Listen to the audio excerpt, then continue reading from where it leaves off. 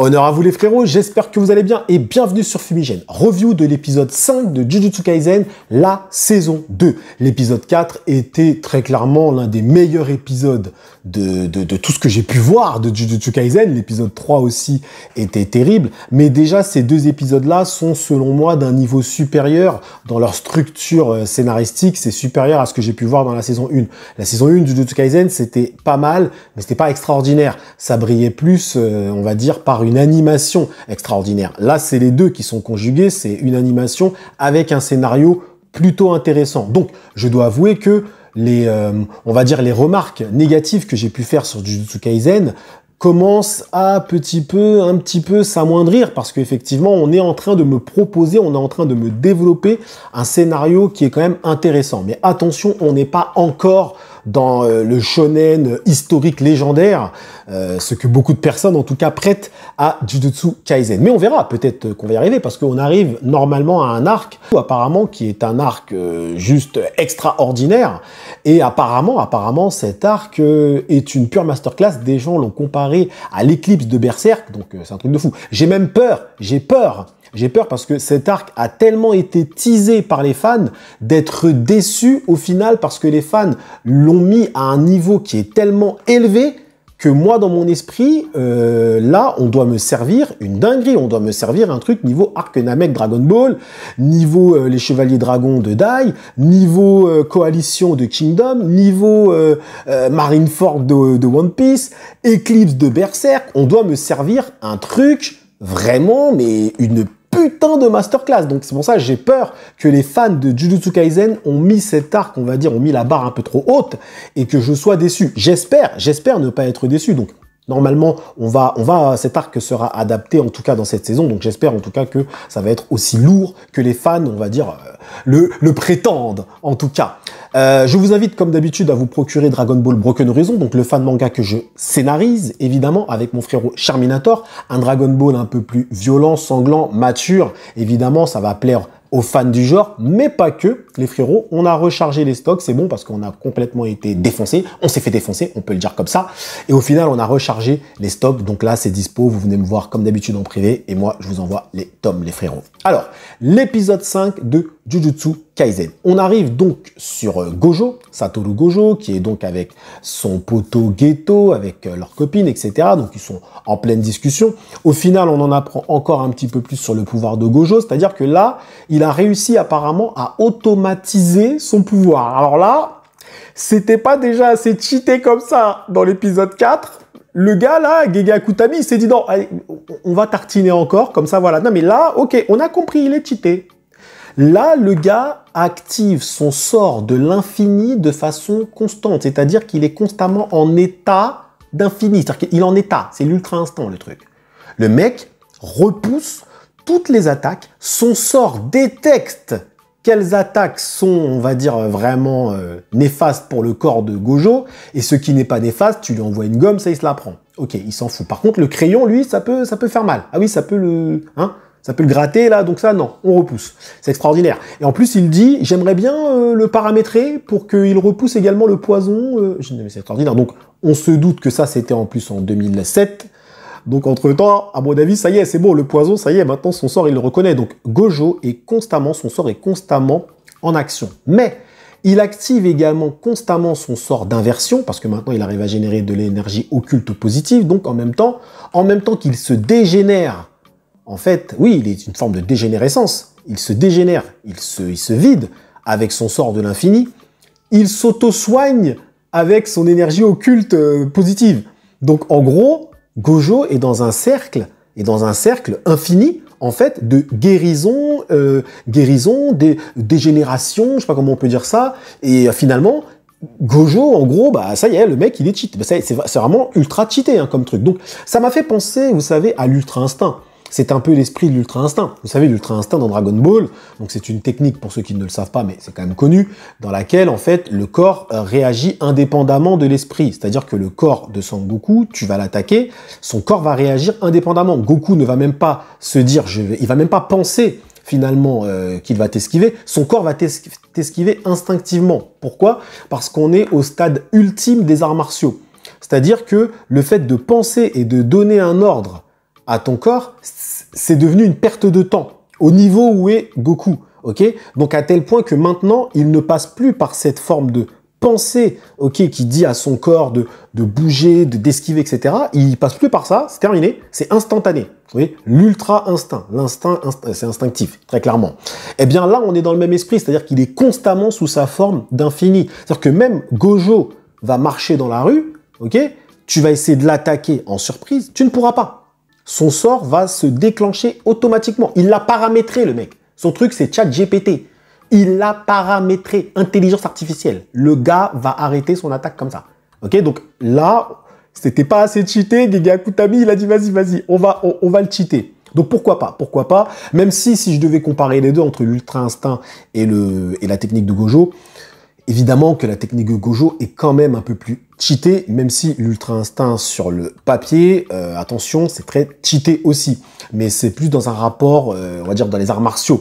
L'ultra instinct, là, c'est différent. Dans Jujutsu Kaisen, c'est un autre univers. Donc, attention, comparer les deux, ça n'a pas de sens. Mais c'est dans le fait d'être constamment en état de technique ultra instinct et constamment en état d'infini. C'est pour ça que je fais un petit parallèle entre les deux. Mais bref.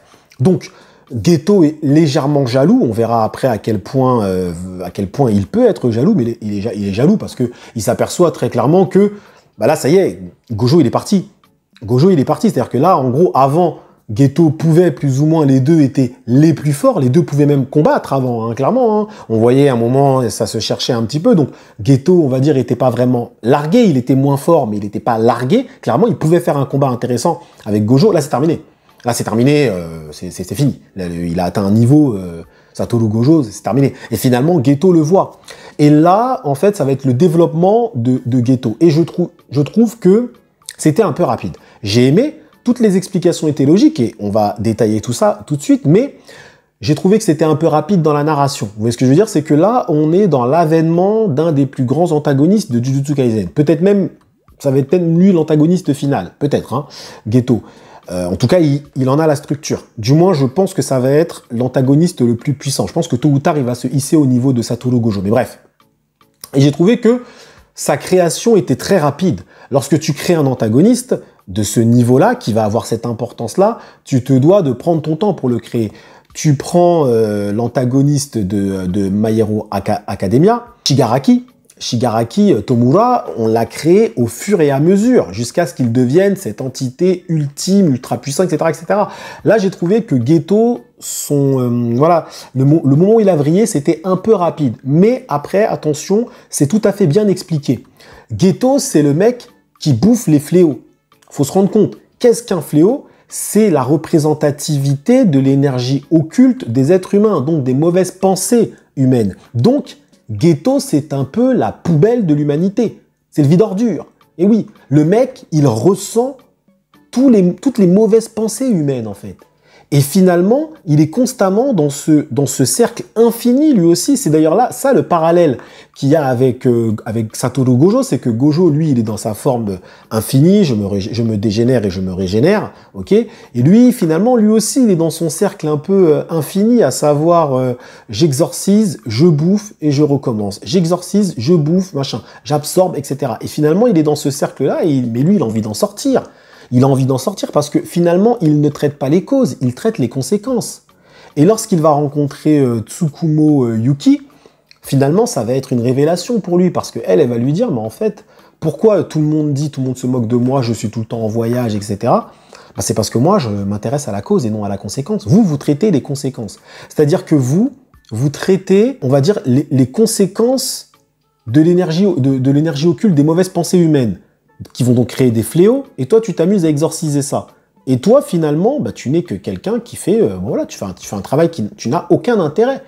À l'échelle même, j'ai envie de dire, de la planète, parce que je pense qu'il n'y a pas que au Japon, ça, enfin bref, mais à l'échelle de l'humanité, tu ne représentes rien, tu ne fais rien, tu ne sers à rien, en fait. Donc, Geto a envie d'être une personne qui compte, finalement. Donc, il se dit, mais en gros, j'ai deux solutions. Enfin, Tsukumo Yuki va lui dire, en fait, il y a deux solutions. Soit on endigue l'énergie occulte, on les prive d'énergie occulte, ok? Soit on va leur enseigner comment l'utiliser. Et moi, alors peut-être que, voilà, je me suis mis à la place à un moment de Geto, je me suis dit, mais non, il n'y a pas deux solutions, il y en a trois. soit tu butes tous les non-exorcistes. Tu vois, quand tu te mets à la place d'un personnage qui absorbe tous les maux de la société, toutes les mauvaises pensées humaines, comme je dis, c'est la poubelle de l'humanité. Tu es la poubelle de l'humanité, très clairement. Mais forcément, tu vas penser à ça. C'est du bon sens, c'est logique. C'est très rapide, trop rapide, selon moi, dans la narration, d'accord? Mais c'est logique. Et finalement, on comprend mieux pourquoi Geto vrille. Il vrille parce que, au final, il en a marre d'être dans ce cercle infini, ok, de l'absorption, de l'exorcisme, l'absorption, exorcisme, absorption, etc. Il en a marre. Et on peut le comprendre. On peut le comprendre. Et lui, il est le mieux placé pour pouvoir dire, pour pouvoir décrire à quel point la race humaine est dégueulasse, selon lui. Mais c'est normal, parce que tout ce qu'il connaît de la race humaine, c'est leur mauvais penchant, leur mauvais côté, leur mauvais esprit, leur mauvaise... C'est tout. C'est ça, lui, il connaît, et il les bouffe. Ok? Donc, il est logique de réfléchir dans le sens où, écoute, moi, je vais choisir la solution la plus radicale, à savoir éradiquer cette planète de tous les non-exorcistes. Parce que les exorcistes, eux, ne génèrent pas de fléau. Tout simplement parce qu'ils contrôlent leur énergie occulte. Les êtres humains, eux, ne la contrôlent pas. Forcément, donc elle s'échappe, finalement, et elle crée des fléaux. Les exorcistes, ils la contrôlent, et au final, ils en perdent très peu. Vous voyez? Donc, ça tombe sous le sens, en vrai de vrai. Donc, c'est plutôt logique. J'avoue, à ce niveau-là, Gege Akutami, c'est pas mal. Ça s'emboîte bien, je vais pas mentir, c'est pas mal. C'est mieux, les explications sont plutôt bien faites par rapport au premier épisode, dans les premiers épisodes où franchement, tous ces trucs de plasma stellaire, franchement, c'était mal expliqué. Enfin, je trouve que c'était un peu confus, en tout cas, pour quelqu'un qui n'a pas lu le manga. En tout cas, Geto, au bout d'un moment, va passer à l'acte, très rapidement. Il va tuer plus de 100 personnes dans un village. Et là, voilà, le personnage va vriller très clairement et on va donc retrouver ce Geto qu'on voit dans Jujutsu Kaisen dans le présent. Et ce qui est bien, c'est que le moment où il va y avoir la cassure, la brisure entre lui et Gojo, Gojo aurait pu l'arrêter à ce moment-là. Gojo aurait pu l'arrêter. Et en fait, Geto va lui dire, mais écoute, vas-y, déjà arrête-moi. Non, tu ne le fais pas. Il lui dit, parce qu'effectivement, ça aurait du sens que tu m'arrêtes. Parce que moi, ce que je m'apprête à faire, effectivement, je suis un véritable danger pour les non-exorcistes. Donc ça aurait du sens que tu m'arrêtes. Mais Gojo n'a pas réussi. C'était peut-être sa seule occasion. Mais il y a un point sur lequel aussi je veux revenir, entre Gojo et Geto, c'est que Geto connaît, lui, toutes les nuances du pouvoir de Gojo. Bah oui, Gojo s'amusait à expliquer un peu ce qu'il faisait. Voilà, mon pouvoir c'est ça, mon truc c'est ça. Donc, Geto est quand même un némésis, il est quand même un adversaire intéressant pour Gojo. Geto est donc un adversaire intéressant pour Gojo parce qu'il connaît un peu son pouvoir. Donc je pense que Geto sera celui qui va réussir peut-être à affaiblir Gojo pour pouvoir le combattre. Vous voyez ce que je veux dire? Parce que c'est compliqué de se hisser au niveau de Gojo. Même si Geto, dans son pouvoir, dans les capacités de ses pouvoirs, il pourrait techniquement, parce qu'à force d'absorber des fléaux, il a une polyvalence qui est monstrueuse. En plus, quand il le fait depuis des années, mais scénaristiquement parlant, Geto, tu peux lui donner facilement 100 000 fléaux. Hein. Geto, tu dis à l'intérieur, il a 100 000 fléaux. Tu t'en fous, 100 000 fléaux avec 100 000 capacités différentes. Le mec, tu fais un combat avec lui, bon courage. Hein. Le problème aussi là-dedans, c'est que Gojo, en termes d'un point de vue offensif et défensif, il est parfait. Il est parfait. Comme je l'ai dit, en fait, son pouvoir, en fait, finalement, est moins polyvalent et moins divers que celui de Geto, mais quand tu prends les caractéristiques de son pouvoir, il est parfait défensivement et offensivement. Il est complet, Gojo. Le mec, tu peux pas l'attaquer et il peut t'attaquer avec des attaques stratosphériques. Et on n'a même pas encore fait le Bankai version Jujutsu Kaisen, expansion du territoire, etc. Il a même pas encore fait ça, le mec. Il a même pas encore fait ça. Donc, t'imagines, il n'y a même pas encore eu le Bankai. Donc, bref. Donc, la cassure sera intéressante. Et au final, à un moment, il va lui dire, et si un jour j'arrive à t'égaler, tu crois? Et si un jour j'y arrive, qu'est-ce que tu as? En fait, j'ai eu un peu cette sensation de Naruto Sasuke, mais avec une écriture différente, évidemment, mais j'ai eu un peu cette sensation, cette brisure, cette cassure entre les deux. Au final, Satoru était parti, il était devenu beaucoup trop puissant pour lui, et au final, c'est l'antagoniste qui cherche à rejoindre le protagoniste. C'est pas mal. C'est pas mal. D'habitude, c'est le protagoniste qui va chercher l'antagoniste. Là, c'est le contraire. C'est l'antagoniste qui cherche à égaler le protagoniste. C'est un peu atypique. Enfin, c'est intéressant. En tout cas, de la jouer comme ça. Je trouve que c'est intéressant.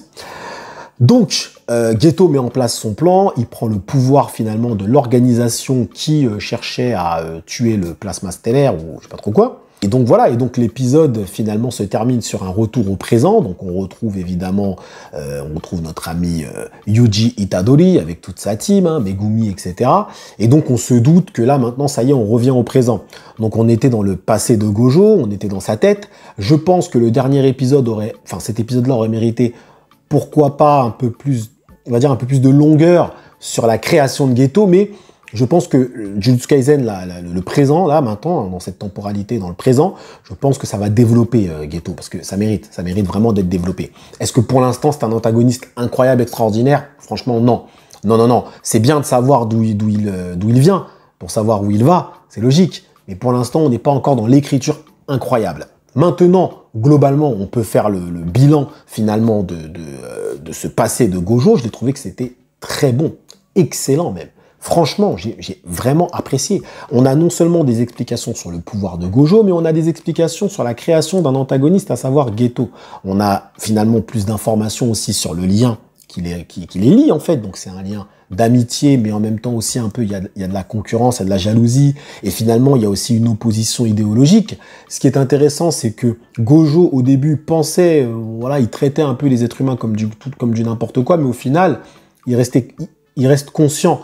Il reste conscient. Et le fait aussi que, vous savez, dans l'épisode 4, il le dit, il est au centre de l'univers, il ressent tout, la vie humaine, tout. Donc, ça lui donne une forme d'omniscience qui fait que maintenant, la vie est précieuse pour lui. Parce qu'il arrive à un point, c'était peut-être même un parallèle avec Bouddha. Vous savez, il connaît le bonheur ultime. C'était un peu ça, hein. Tu prends, comment ça s'appelle, Valkyrie Apocalypse. C'est un peu ça, hein. C'est un peu l'idéologie de Bouddha. Lorsqu'on voit Gojo qui est là, il sourit, il est un peu en transe. Moi, ça m'a fait penser un peu à Bouddha. D'ailleurs, je trouve même on pourrait même faire un parallèle entre Zero Fuku et Geto. Parce que Zero Fuku, lui, dans Valkyrie Apocalypse, absorbait tous les maux de la société. Il les absorbait. Et c'est ça qui l'a rendu méchant, en fait. Et c'est surtout aussi le fait de voir qu'il absorbait les maux de la société, mais au final, les êtres humains restaient toujours aussi mauvais. Bah ça, on pourrait faire le même parallèle avec Geto. Il absorbe toute l'énergie occulte, tous les maux de la société à travers les fléaux, d'accord? Il les absorbe, mais il voit que ça change rien. Donc il y a un beau parallèle entre Geto et Zero Fuku, même si les deux n'ont pas le même niveau d'écriture, évidemment, mais je pense qu'on peut y faire un parallèle. Donc on revient dans le présent, Le passé de Gojo, c'était très bon, franchement, excellent.